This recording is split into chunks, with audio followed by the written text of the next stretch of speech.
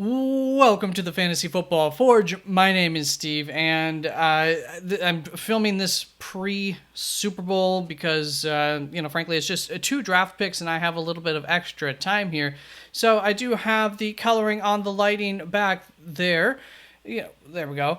The color of the Super Bowl winners. So look at me predicting the winner ahead of time accurately, of course. And here to complete a little experiment that started several weeks ago, I will put a little card up, probably right ahead on top of my face right now, to the original part one video of this exercise. But it's been so long that so much has changed. I've learned so much about the draft class since the beginning of the playoffs. So what I did was I looked at three outlets, three routes that these teams might go as of thinking at that period of time, and the specific players, the thought at that period of time. In some situations, those things have changed, and so this feels a little bit out of date now. And I've made my own needs list since then. So if you want access to something like that, just join the channel. There will be a link to the Discord, where then you can find a link to such things as my big board, and my team needs, as well as other stuff that will come out throughout the off season here and for fantasy football going into next year. That's enough of that. This is what we ended up with. I had Caleb Williams going at 1. No trades here. Drake May, Jaden Daniels, Marvin Harrison Jr. Not much has changed there. Malik Neighbors, definitely still a possibility. Joe Walton, still a possibility. Olu Fashanu, well, it's been popular as of late to have him drop. I have him drop sometimes too. To me, at least, it's not really because I'm less high on Olu. It's just some others have risen, and some thoughts about what some of these teams might decide to do have changed. So sometimes he falls in drafts. Sometimes this makes perfect sense too, depending on what teams end up doing. Dallas and exactly what they're looking for. Olu does have a lapse in his game that maybe some teams would rather go a different route at some of these other top end tight end tackles that are out there. But at the end of the day, a stud pass protector at the left side of your offensive line is very, very important. So I don't think he'll drop too far, that's for sure. Dallas Turner, then Rome Odunze making it to Chicago. Brock Bowers to the Jets. Nate Wiggins, Jared Furs, Jerzon Newton, somebody who's definitely dropping in a lot more drafts more often now. The same with for mine.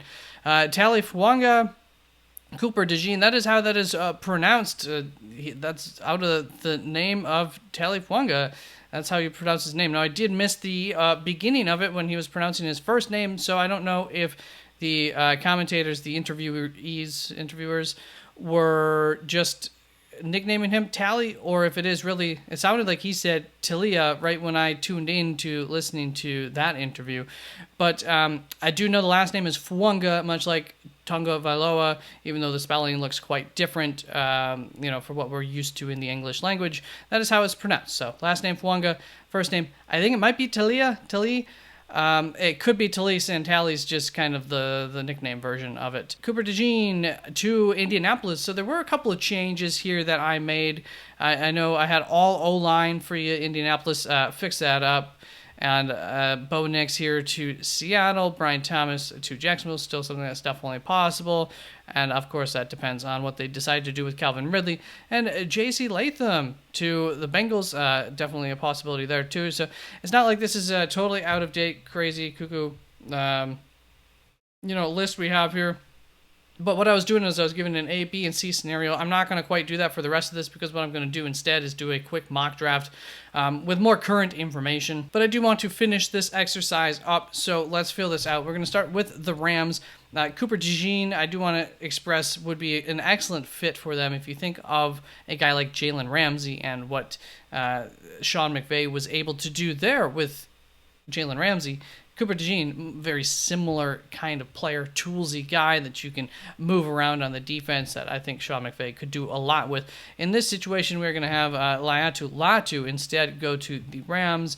And that's definitely not out of the ordinary. I also think it's very possible the Rams could take a J.J. McCarthy here, or depending on how they feel about him and depending on how they feel others feel about him, it could trade back to maybe a team like Green Bay looking to come up. If Cooper DeJean especially is still available, it could be possible.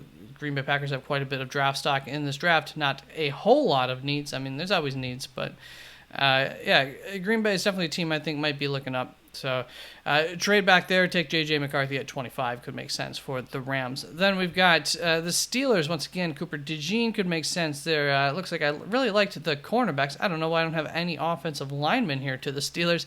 Steelers very popular, but in this instance, I did Terrion Arnold, it looks like, which is also still a need and a possibility. Really lock down that secondary there in Pittsburgh could make a lot of sense. The Dolphins, we're going to go, looks like offensive lines. The most likely scenario, I could definitely see them taking a wide receiver if they like someone here to just make that offense, as unstoppable as possible. Yeah, I mean, we're just going to go Amir Mims, get him a nice tackle. They need help all across the O-line there. So that makes enough sense. Philadelphia, I think Kenyon Mitchell, I don't know that he'll be here. Personally, he's my CB1, but if he is available this late, it would make a lot of sense for Philly.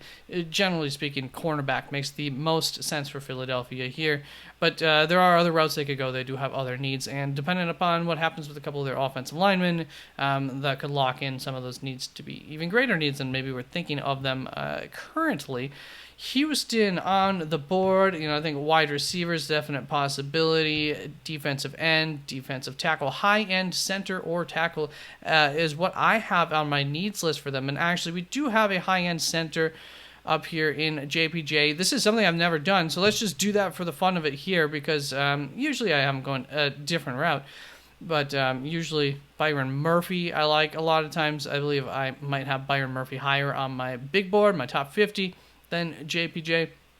And there are some concerns coming out about injury concerns for Jackson Powers-Johnson. Now, what I heard in part of that was that at the Senior Bowl, he was working through a hamstring or something.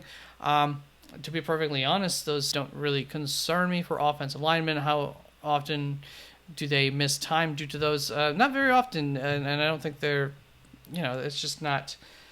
It's a muscle that they use, but not in the way that I think the hamstring usually goes or limits them from being able to play through it unless it's a severe injury. I'll have to hear a little bit more before I get too concerned about JPJ in the first round. Otherwise, might be a little bit cautious and push him to the back of the first round in some instances, past teams like Pittsburgh who could use a center, Jacksonville who could definitely use a center, Seattle could use a center.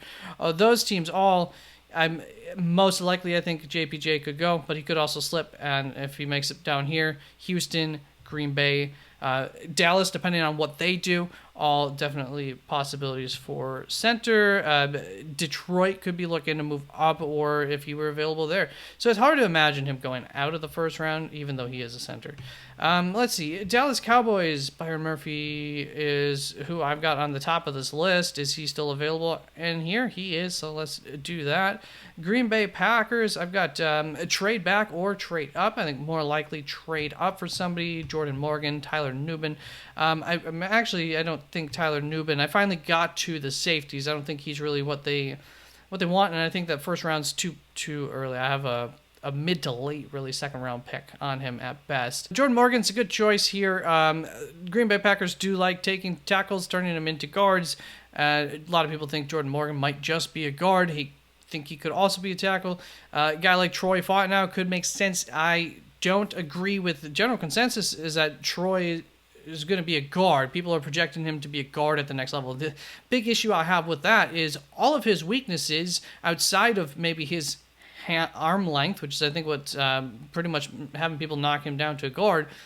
All of his weaknesses are like power, things that I want in a guard. So I don't think he's a first round tackle, and I don't think he's a first round guard. I think he's a second round tackle, maybe guard. I think tackle to me.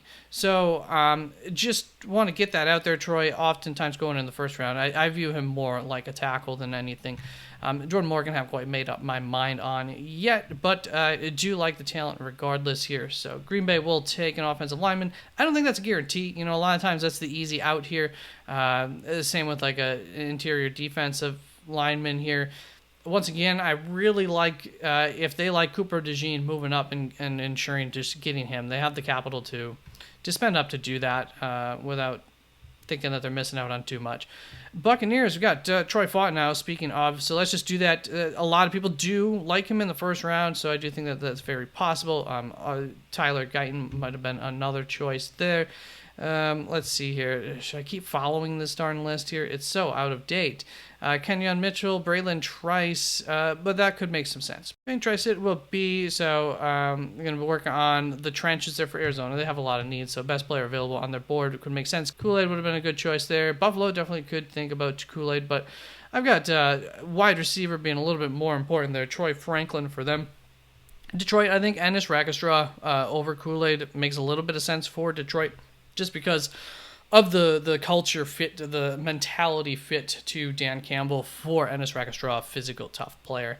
It could make a lot of sense for them. So Kool-Aid, though, could too. So I wouldn't rule that out. Kool-Aid might give a little bit of safety potential, flexibility too. A little bit taller of a guy, might just be a little bit more different than what they currently have, that they might decide to look that route. Then Baltimore, I think Kool-Aid McKinstry definitely, and I have Troy Franklin, Kool-Aid McKinstry. So I think wide receiver, you look first, but if one of you, no need to reach for a wide receiver if you're Baltimore, just take your next big need. And then I had Darius Robinson, actually.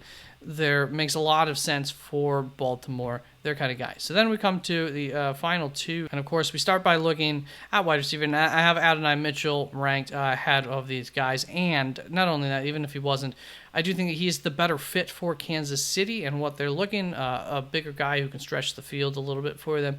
Might disappear on you some games here or there, but it's better than dropping the ball all the time like MVS or Tez Walker might do to you. Then for San Francisco, offensive line, definite possibility, but I think we see in the Super Bowl, these coordinators know that they can work around not having, the best offensive line, and it's a deep offensive line class. So if there's somebody at cornerback that they like, Kamari Lassiter, TJ Tampa, I think that this group is much less strong through second and into the third round than the linemen. So we're going to probably just go that route. Kamari Lassiter, smart cornerback for them to go with to finish that draft off. Now let's get to the good stuff. All right, so to the main draft here, I call this the quarterback and trade mayhem. I indulged a little bit in this draft. There are trades. I've already gone through and I've processed all the trades that will end up happening. A couple of things that teams have decided to do coming into this mock draft that will influence this. I'm just going to do one round, but I will tell you Carolina, Cleveland's picks, and I will tell you the results of the trades for teams that were trading back and acquiring second round capital, what I ended up drafting for you in the second round. So Chicago decides to stick with Justin Fields in this scenario. Let's just explore that, because it's not one I don't foresee myself exploring in too many drafts, because I really don't think that's the route that they're going to end up going. Atlanta gets Jacksonville's second round pick 48. That is because Jacksonville decides to stick with Calvin Ridley. I should have tracked that pick that I ended up getting for you, Atlanta, but it was probably Xavier Worthy, wide receiver, as often a guy who I like to give Atlanta there in the mid-second round, because this pick's roughly what their other pick is that they do currently own in the second round, pick 48 compared to pick 43. So a lot of times at pick 43, I like to go Xavier Worthy if he's still available for Falcons, because I think that he's kind of different from the weapons that they do have, brings a new element there for a new quarterback to work with, and really completes that offense, and could be absolutely deadly given the types of weapons that they would have then. So, cover that. All trades were accepted without having to force trades. Just to let you know, and if you have any concerns about the value or whatnot. I mean, they went through, according to PFF, I do look at the value trade charts before making trades just to make sure that they're in line. And trades on draft day aren't always perfectly fair. Sometimes you have to pay premiums over what the draft chart, value chart says, etc. And a lot of times I do like to build that in a little bit. Like a certain team's willing to give a discount because they're just looking to get back a little ways and get a little bit more capital or something like that. So don't get too mad about the compensation. This isn't what happened in real life. Just calm down. Also, as you can see here, I'm going to have, or here at pick 2, Washington also decide that, hey, these first 2 quarterbacks just aren't for us this year. I don't know why anybody would be like that, but it could happen. And so they're going to decide to acquire capital and create or maybe they're just like not as low on Sam Howell as the rest of us are, whatever. They're going to create a camp competition between Sam Howell and like this second tier of wide receivers is going to be the plan for them coming into this draft. So, first pick of the draft, Falcons are on the board. Falcons traded up with Chicago. Falcons traded picks 8, 43, a 2025 first round pick, and I assume probably that's not quite enough. Maybe a 2026 first round pick. Have them kind of avoiding giving up too much capital this year, trying to get rid of future capital instead of just having this first round pick and nothing else, or these two first round picks, and not much to work with in this draft to build around. So that is what in the case of Atlanta, they're not trying to give up too much. Chicago acquiring a little bit more future capital. They've already got some decent capital this year and into the future as well. So just continuing to load up on higher end capital.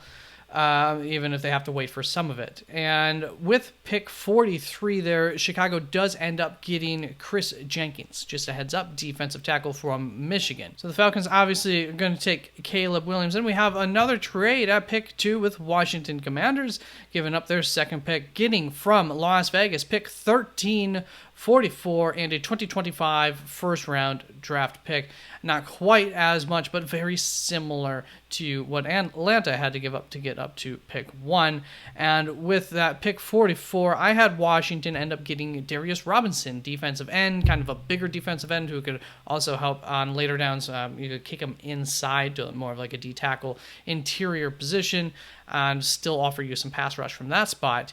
So that is who I have Washington getting in the second round, as they did trade away all of their edges this previous season. Jaden Daniels, right? Yeah. I'm just kind of going routes here that I don't think I'm going to often go to in some cases, just to explore those routes and how they might change the draft. Ultimately, I really find it hard to imagine we don't see quarterback go off the board here based on everything that I can think of right now. So it doesn't really end up changing a whole lot for the draft outside of some of the teams picks. But Caleb Williams, Jaden Daniels, Drake May, top 3 picks here. Marvin Harrison. Now we're just right back to normal. We're going to go Marvin Harrison there. But now we've got another trade. A lot of my trading, front-heavy trading here in this little mock draft that I did.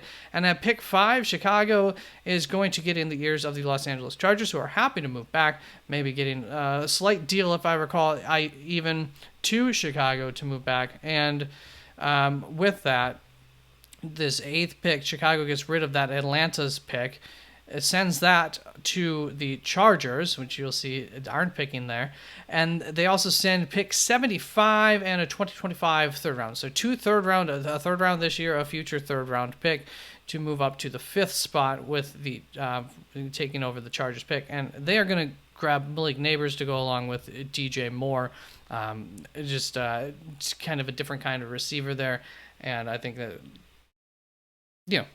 give weapons to their quarterback, Justin Fields. I almost said Caleb Williams there to work with, and I guess the final test for Justin Fields to make sure that hopefully he is the guy. If not, they've got the future capital to go up next year and definitely get a quarterback and not give that 5th-year option if they do not wish to. New York Giants are going to come up onto the board next. They're going to go Rome Odunze. I think there's a lot of, especially once you look at the Super Bowl once again and what these teams have done with less than stellar offensive lines, 1 or 2 linchpins to their offensive lines, and that's it. And, the quarterback and the weapons are able to overcome that. I think that especially given the fact that this is also a deep offensive line draft. There's a lot of good offensive linemen. Teams might be willing to go other routes before taking some of these offensive linemen, might be willing to let them fall and take the next tier of offensive linemen the next time that they're up on the board. And so here I do think that the New York Giants really could use a different type of wide receiver. They got a lot of small, quick guys that they've been spending a lot of capital on. Those types of guys as of late. Rome Odunze makes a lot of sense for this offense.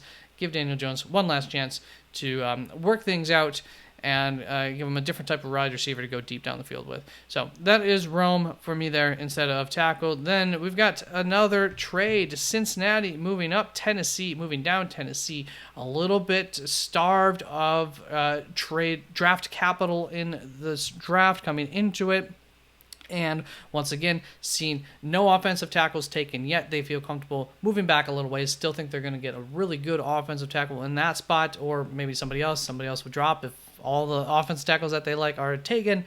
But still, comfortable doing that. Cincinnati coming up here, trading picks 18, 49, and a third round in 2025 to get up to pick 7 from Tennessee.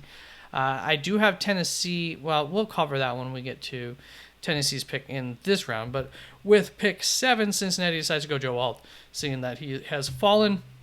Cincinnati says, are we willing to give up, not even, is that a second round and a future third rounder to make sure that we have our quarterback? We're sitting there, got paying money for our quarterback last year to do nothing for us. We don't want to do that. So you got to keep him on his feet. Joe Alt, just an absolute stud, elite tackle that Cincinnati says, okay, we'll do it.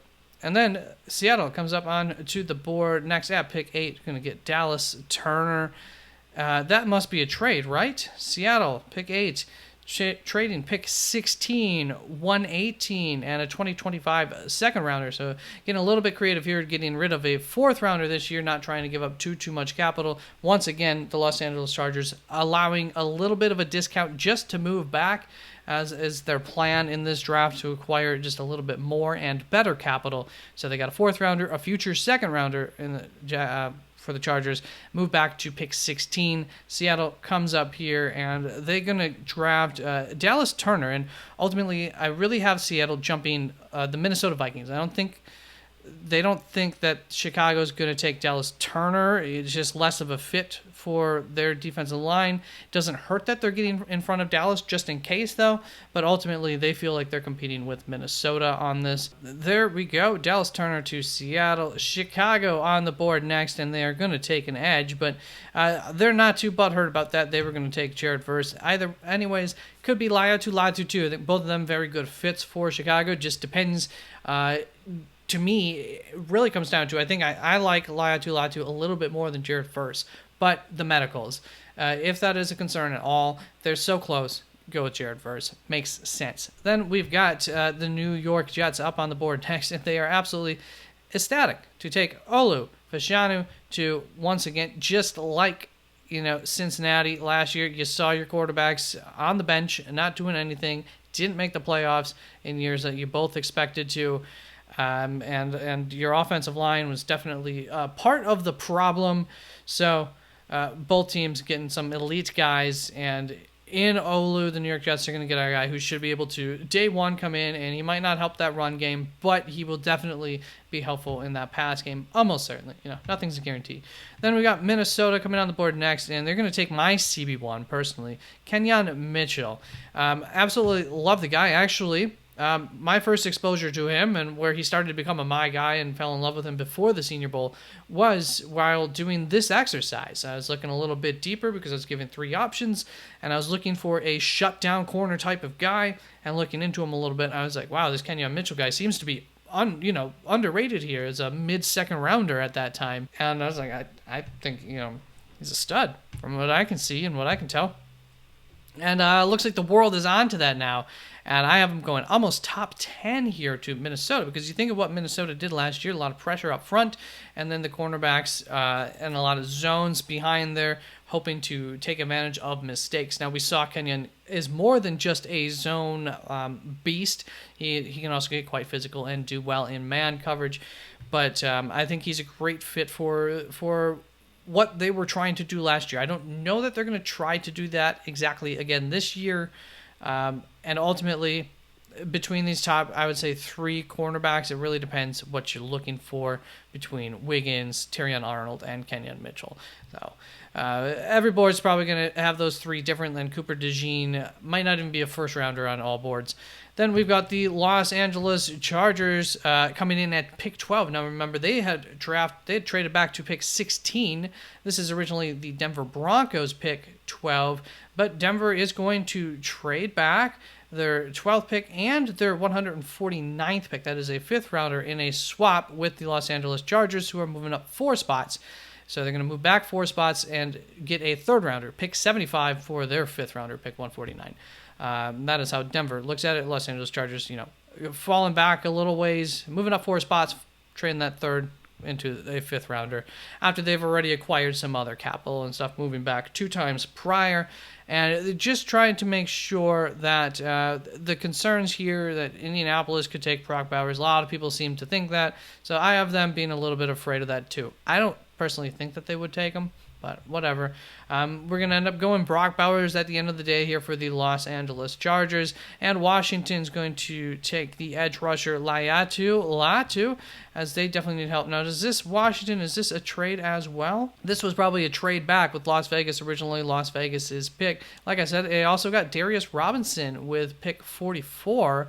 And they have like 2 other picks in the 2nd round. I don't remember who I gave them there, but specifically they got Darius Robinson and Latu, 2 roughly 1st round edges to replace all the edges that they got rid of last year. New Orleans comes up next at pick 14, and they're going to be happy to get Talia Fuanga. Very, very, they just need the trenches, whether it be the offensive side of the ball, defensive side of the ball, and based on the board is going to determine where they're going to go. In this case, take the, I think, easy and not even as a diss, the 3rd in a clear top 3 offensive tackles, the number 3 tackle in Talia Fuanga. And it's not much of... some people have him going ahead of Olu. Indianapolis comes up onto the board next. They've got some needs here. They could go a Cooper DeJean. They potentially have a safety need, depending on what they decide to do with... It's not Justin Blackman, I can't recall who their safety is, but they've got one going into free agency who's been pretty good for them, so they might need some help at safety as well. Cooper DeJean could be a safety, could be a weapon that you just move around on your defense, could be a cornerback. It really depends on exactly how you evaluate him and exactly how creative of a defensive coordinator you have or you are. They could go interior, they could go a lot of areas, but they really, really do need help on the outside. I think this is one of their biggest needs. And so here, I'm going to have them going Terrion Arnold. I think he'll probably end up going higher than Nate Wiggins in the draft. So, once again, it's going to depend on an individual team's evals, but a lot of times the ceiling is more important to NFL teams. Same here, and a lot of times that ceiling comes from the athletics, and Terrion Arnold expected to absolutely tear it up and be that kind of guy who's definitely not hit his ceiling yet, whereas Nate Wiggins might have a little bit lower of a ceiling, although it might be a little bit better of a player at this point in his career compared to Terrion Arnold. That's how I see it. Then pick 16, we saw Denver Broncos traded back, acquired some capital, right? Where are we? Yes, they got that 3rd rounder, so I didn't take anybody for them, but in this trade back, Denver Broncos are going to end up taking Bo Nix. Just seems like the perfect fit for a Sean Payton system, exactly what he's looking for. J.J. McCarthy could make some sense for them too, if maybe they're looking for a little bit more long-term upside, but I don't know. I think Bo Nix should... there's a lot to like about him. I think he's getting quite hated, and I don't necessarily agree with all of the hate on him. So Denver almost certainly cannot go back to Russell Wilson. I have no clue where Russell Wilson goes. I don't think there's going to be too many teams clamoring for him. One team might get stuck with him. I don't even know about that. Might have to wait until, I don't know, he might just sit on the waiver wire a little bit, see if there's an injury before he gets a job. We'll see how that all breaks down, but I just don't see how Denver ends up with him as their quarterback again. They don't have a second-round draft pick. They are deprived a little bit of capital, and you go and you spend up capital to get into the top 3. I just don't see how Denver can do that either. They won't be able to build a team, and they brought Sean Payton in there to build a team, and they need to do that. So that's where I have them with this strategy of moving back. But given this draft, I just had them being a little bit afraid that one of these teams might want to move up, maybe the Rams at 19, and grab a Bo Nix or whatnot. So didn't want them to move back twice, just had them settling here before acquiring more capital. I have been working on and on the works of my like 1.0 kind of draft, which will go up on the website soon. And in that event, I do have Denver doing more than that, just kind of keep moving back. But which is fun to look at that kind of scenario. Regardless, here we go. Bo Nix to Denver. And they also got another third rounder for their 5th round pick. So it works out nicely for them. Jacksonville up on the board next. I just talked about this a little bit earlier. Jacksonville, one of the teams that could use the help of a center. Yawn. And JPJ, Jackson Powers Johnson, I'm going to hook him up with Jacksonville. They're just, I think this is a prove-it year for Trevor Lawrence. And so we're going to just give him, enough weapons here and make sure that the offensive line is in tip-top shape. No excuses. Prove who you are so we know what the heck to do going forward in Jacksonville. Then Tennessee at pick 18. This looks like this was part of a trade. So here I have Tennessee going with offensive lineman Amarius Mims. They could decide to go J.C. Latham, but I do think that they don't have any aspirations right now, so you go with the higher upside. Amarius Mims does not have a whole lot of reps. He is a pure prospect project kind of guy. You're taking a shot on him when you go with him, but the upside is elite, and so you're going to take Amarius Mims here. Don't feel like you dropped off too much in acquiring some capital. Once again, remember Tennessee got a future 3rd rounder and a 2nd round pick in this draft, pick 49. Not a third. I think I was saying 3rd round, not a 3rd round pick. And with pick 49 in the 2nd round, they ended up taking cornerback Renardo Green, who you may not be familiar with. Don't worry. I think there's a very good chance that he sneaks into the 2nd round in this draft.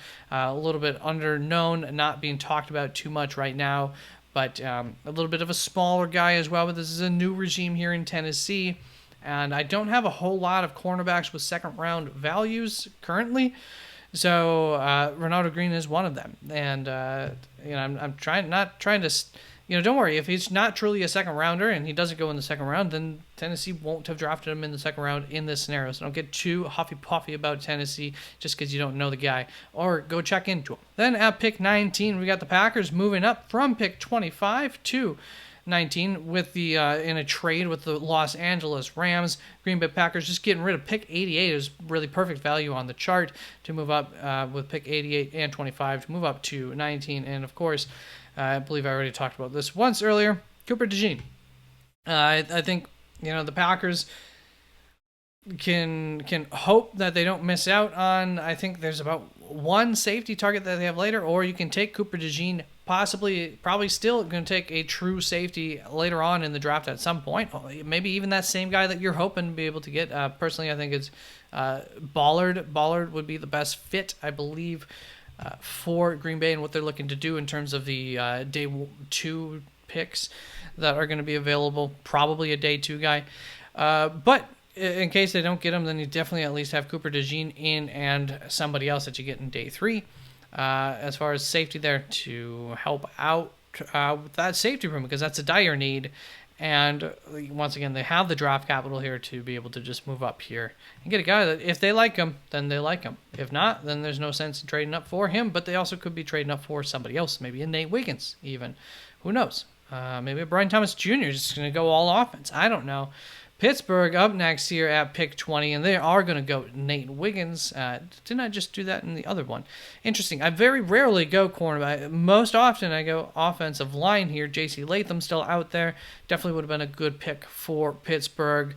But in this scenario, I believe on my top 50 board, I do have Nate Wiggins a little bit higher, and that might have been my tiebreaker here, just assuming that, just using my board a little bit. But with that, Miami, very happy to get J.C. Latham. It's pretty rare. He's a guy who every now and then he drops a little ways from me. A lot of times I have Cincinnati taking J.C. Latham. I think he's a perfect fit for them. I don't think he goes earlier than that. And so when Cincinnati decides to do something else, trade up or whatnot, that's when things start to get interesting with J.C. Latham. I know he, in my 1.0, I believe maybe gets taken at pick 32. Maybe he makes it into... I thought he was going to make it into the second round at one point, and he didn't quite end up making it there. I spent about 16 hours on that yesterday, working on that, doing some write-ups for it. So once again, that will be up on the website soon. Kool-Aid McKinstry is going to be the pick here for Philadelphia. They need help at the cornerback spot. I know they have names that are familiar to you, but they really did not do good last year, and I mean they did poorly, and they're starting to get a little bit older, so they need help here with Kool-Aid coming in. That it's a good high IQ player who has a really, really high floor. Makes a lot of sense as just a good safe pick for an area of need there, and a good value as well. Houston coming in here next up on the board, and I am going to have them go with the guy who could definitely go much higher. It's not always easy finding a spot for Byron Murphy, but there's also a lot of spots and places that he could go. It just depends exactly what teams, how they compare him and the value of his position to other spots of need for their teams and how big of a need maybe that is for those teams. But for Houston, I think that they have specifically for interior defensive line and center, they can get away without drafting that spot through this entire draft. The only reason that you draft it is if it's a day 1-2 guy, maybe even, but especially for a day 1 guy, I think makes a lot of sense. And maybe into day 2, depending on exactly how highly you think of those guys, but a high-end interior defensive lineman or a high-end center, or no need to worry about it. It's kind of how I view things for Houston. But Houston with Byron Murphy, defensive coach there, going to really start to develop a nasty defensive front. I think they're in line to be able to do that, and this will go a long ways towards making just a front that no quarterback is going to want to see. You just add 1 or 2 more pieces in here, and it's getting nasty there for Cleveland. Dallas is up next here at pick 24, and I'm going to have them go with maybe a surprise pick, but before we get to that, let's just look at the options. I mean, they could always go cornerback, and that in part depends on Stephon Gilmore. Do they re-sign him? Do they not? A little bit too early to go running back. What else needs do I have for them? For Dallas, running back, offensive tackle, they might re-sign Tyrone Smith, though. So in this scenario, I kind of have them signing Tyrone Smith. Tyler Biadash, right? Is not expected to re-sign with the team, but with JPJ off the board anyways. To me, it seems a little bit early to go Zach Frazier, but maybe not, because if you don't think he's going to be there at your next pick, which is definitely highly questionable, maybe you just grab him here, or you trade back a little ways and then draft him. That's always a possibility.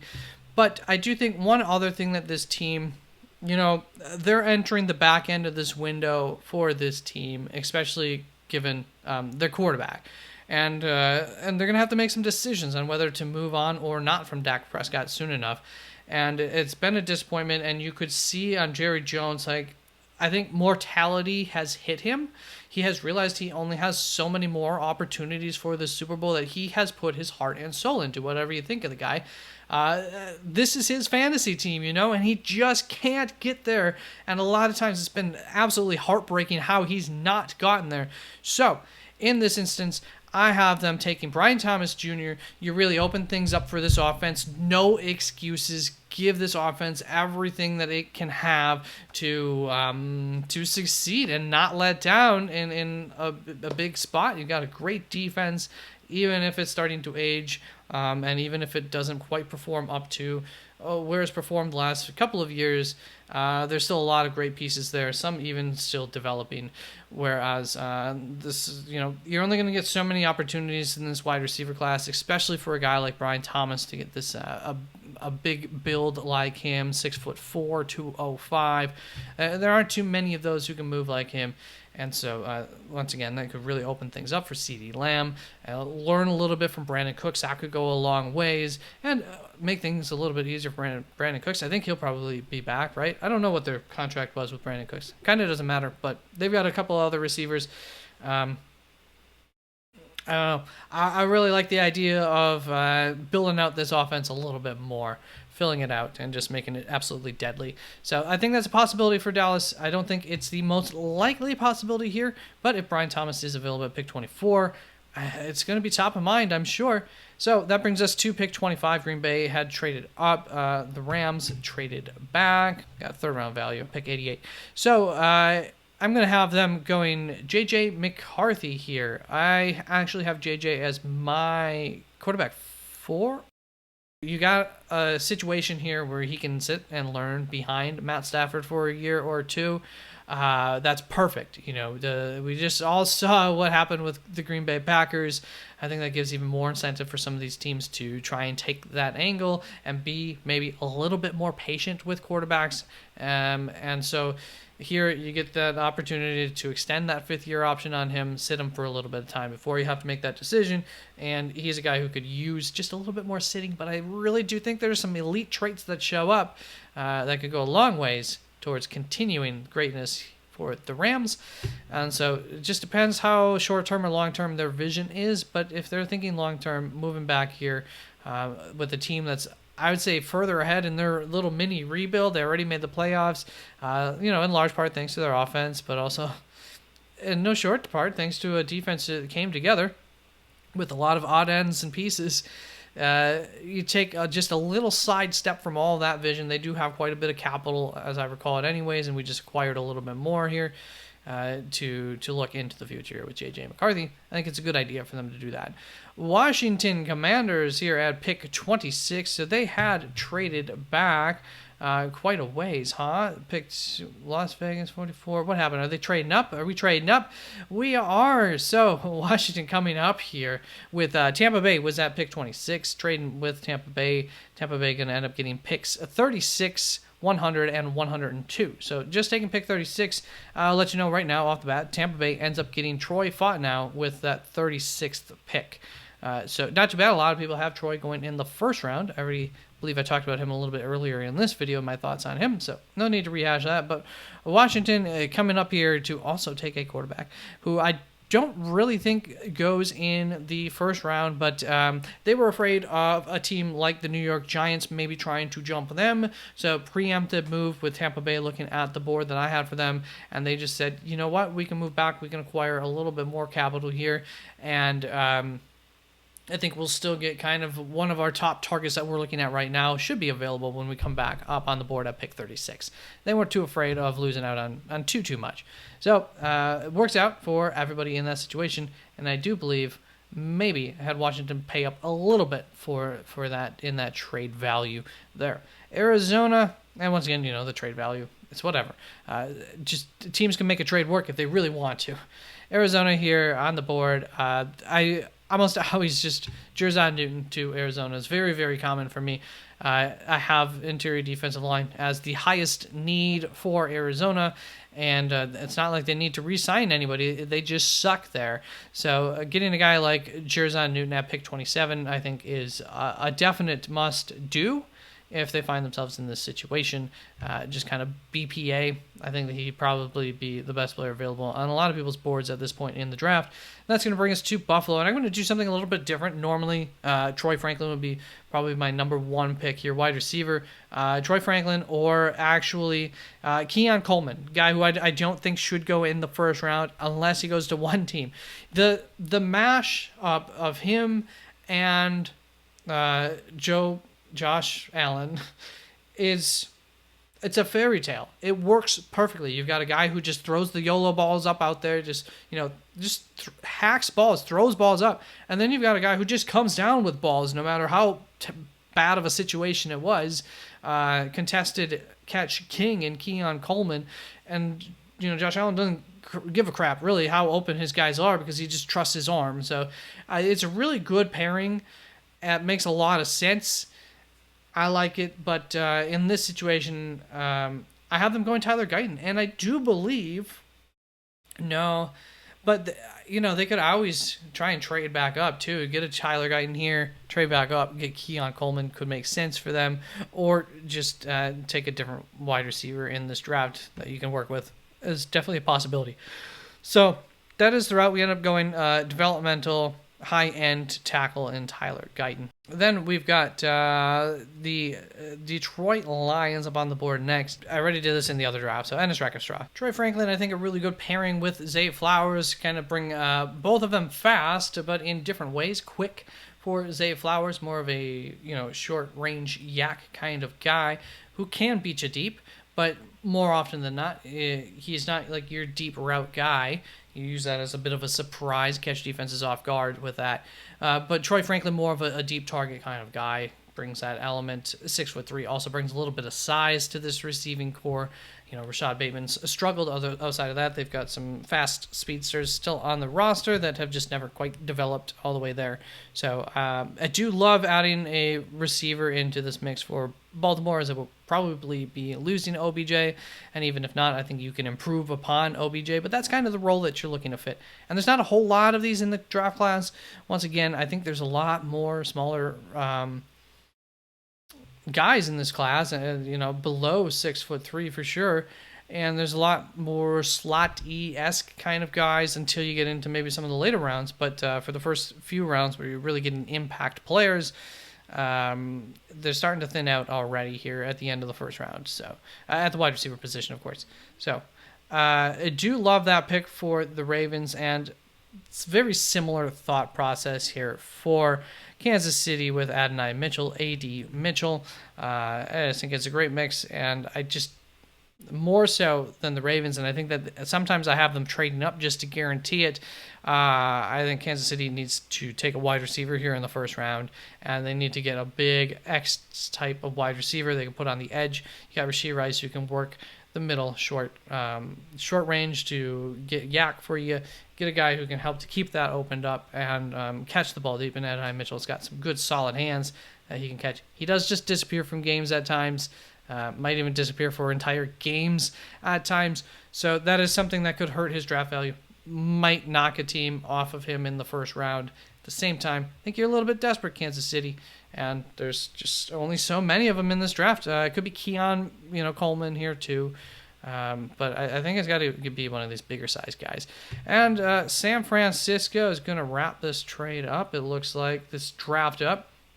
And I have them going, you could go offensive lineman, but man, I tell you, there's a lot of guys here you can even see graded into the second round, early second round, get them at the back of the next round. Some guys might fall because, once again, there are a lot of them. And even some of these guys I have, like Cooper could go easily in the second round. I don't think anybody, Christian Mahogany, would argue against those too badly. Matt Conclave as well. There's a couple of Gem Z guys down here for third, fourth round talent as well. Once again, San Francisco never has been too concerned about having this elite offensive line all the way across. It seems like they do just fine without being elite. And so I do end up having them replacing San Francisco with the 1-year rental of Chase Young. Gonna need to replace that. They don't really have anybody behind him that was learning from Chase Young or anything like that. So Chop Robinson was the final pick there for San Francisco. Really high-end athletic guy. I don't know that he's the perfect match for San Francisco. Maybe they'd rather Darius Robinson, definitely possible, or somebody else. But Chop Robinson was the pick here for me. Just purely looking at upside, I like Chop as a borderline first-round kind of talent, whereas those other guys I have a little bit more second-round grades on. So there you go. That is this just kind of a fun draft here, hopefully. You like it? Let me know what you like, what you didn't like. Peace out.